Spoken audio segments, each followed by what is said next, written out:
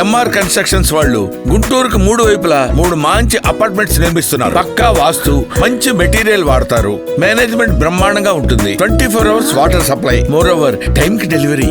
MR constructions మీ ఇంటిని అందంగా నిర్మిస్తాం. శుభాభినందనలు.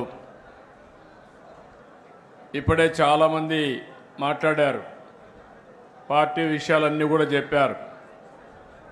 ఒకసారి మనందరం ఆలోచిస్తే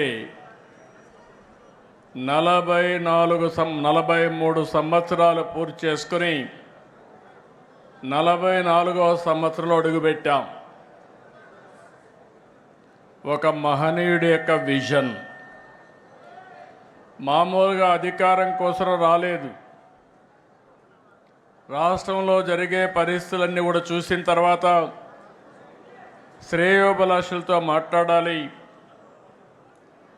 40 సంవత్సరాలుగా నన్ను ఆదరించారు, తిరిగి వాళ్ళ రుణం తీర్చుకోవాలని ఒక్క ఆలోచనతో ఎమ్మెల్యే క్వార్టర్లో ఒక్క మీటింగ్ పెడితే, ఆ మీటింగ్తో ఆయన అక్కడికి వస్తున్నాడంటే ఒక ప్రభంజనంగా ప్రజలందరూ ఇక్కడికి వస్తే ఆ ఎమోషన్లో ఈ రాష్ట్రం కోసం పుట్టిన పార్టీ తెలుగుదేశం పార్టీ, అది కూడా ఎమ్మెల్యే క్వార్టర్స్లో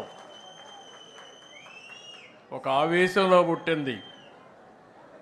ఒక ఆదర్శం కోసం పుట్టిన పార్టీ తెలుగుదేశం పార్టీ. అదే ఒక సంచలనం, అదే ఒక శక ఆరంభం, అదే ఈ రాష్ట్రానికి ఒక చారిత్రక అవసరంగా మారే పరిస్థితి వచ్చింది. అలాంటి మహనీయుడు పెట్టిన స్ఫూర్తి మనందరిలో ఉంది. ప్రపంచ చరిత్రలో ఇప్పుడు కూడా ఎవ్వరూ ఈ రికార్డు బ్రేక్ చేయలేరు. పార్టీ పెట్టి 9 నెలల్లో అధికారం వచ్చిన ఏకైక పార్టీ ప్రపంచంలో తెలుగుదేశం పార్టీ. ఇంకొక పక్క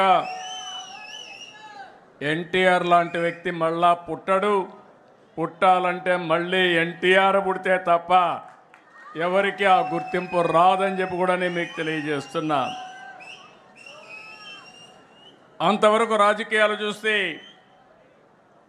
ఒక పరిపాలన, పెత్తందారి వ్యవస్థ.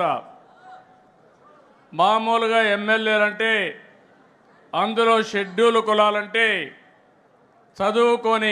చదువు రాని వాళ్ళని పెట్టి ఎక్కడికక్కడ పెత్తనం చేసే రోజులవి. మొట్టమొదటిసారిగా ఎన్టీ రామారావు గారు వచ్చిన తర్వాత చదువుకున్న వారిని రాజకీయాల్లోకి తెచ్చిన ఏకైక నాయకుడు నందమూరి తారక రామారావు గారు అని చెప్పి మీకు విజ్ఞప్తి చేస్తున్నా. అది కూడా ఒక విజన్. రాష్ట్రం బాగుండాలంటే యువ రక్తం రావాలి.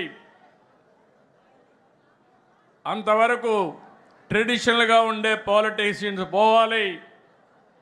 అదే మరిగా చదువుకున్న వ్యక్తులు రావాలని ఆ రోజు ఆలోచించిన వ్యక్తి ఎన్టీ రామారావు గారు.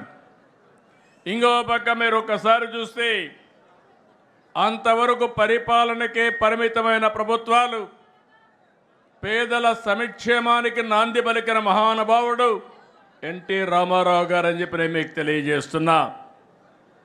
ఇదే కాదు, అప్పటి వరకు ఎంతోమంది మనం చూసాం పరిపాలనలో అనుభవం ఉండి ఎలాంటి సంస్కరణలు చేయని వ్యక్తులు.